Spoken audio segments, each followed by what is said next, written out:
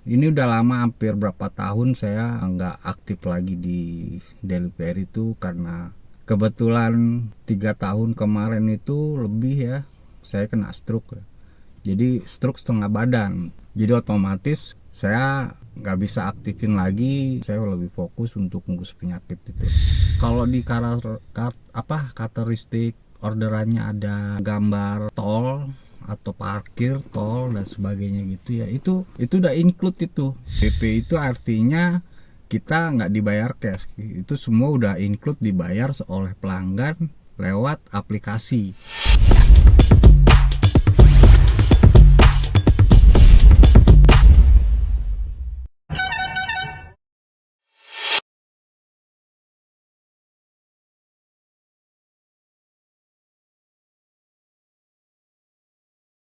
Kayak menurut saya itu lihat lagi di karakteristik orderan ya.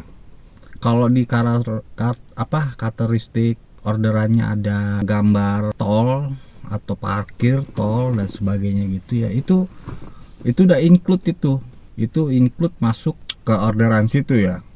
Dan di situ juga ada keterangan nggak cash kan, itu BP. BP itu artinya kita nggak dibayar cash, itu semua udah include, dibayar oleh pelanggan lewat aplikasi. Jadi kita nanti ceknya lewat aplikasi kita aja, udah masuknya berapa, nilai orderan itu berapa, dan masuknya berapa, pasti lebih dari orderan yang biasanya ya, karena ada karakteristik tol dan bayar parkir dan sebagainya itu. Dan perlu diingat, untuk tolnya itu kita masuk tol itu kita foto pakai stem cam gitu ya, itu difoto buat bukti. Jadi nanti pas selesai orderan itu nanti semuanya di upload ke aplikasi itu ya. Nah itu harus, kalau nggak gitu nantinya nggak ada bukti.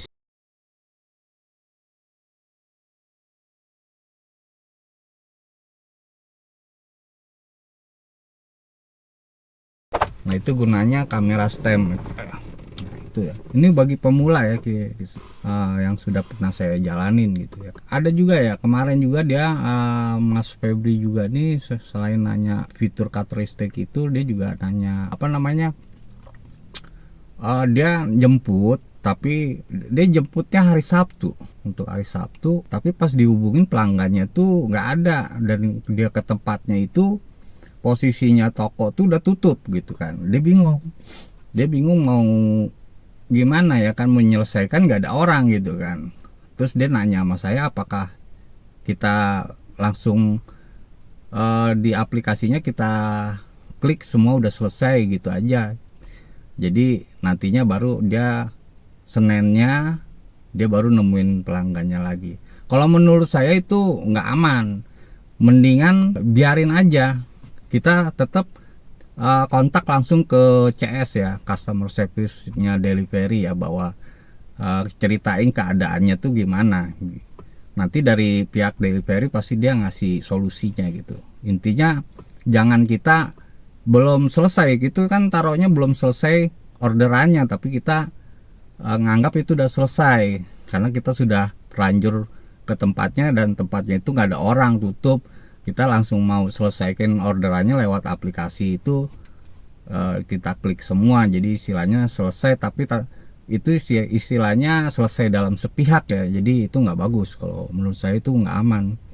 Jadi menurut saya ya itu, telepon, hubungin customer service, juga pelanggannya juga hubungin, bahwa kita tuh uh, sudah mengikuti prosedur yang ada, tapi keadaannya seperti itu.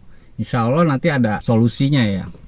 Dan tunggu sampai kapan kita harus menyelesaikan orderan itu tanpa sepihak ya.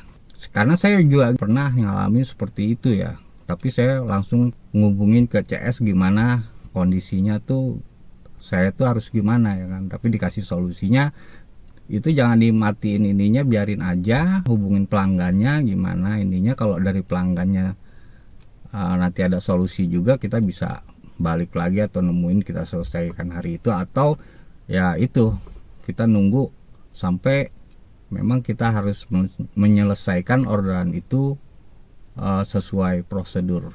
Oke, jadi gitu aja dulu, nanti juga ada masukan lagi yang lain ya buat masukan kita.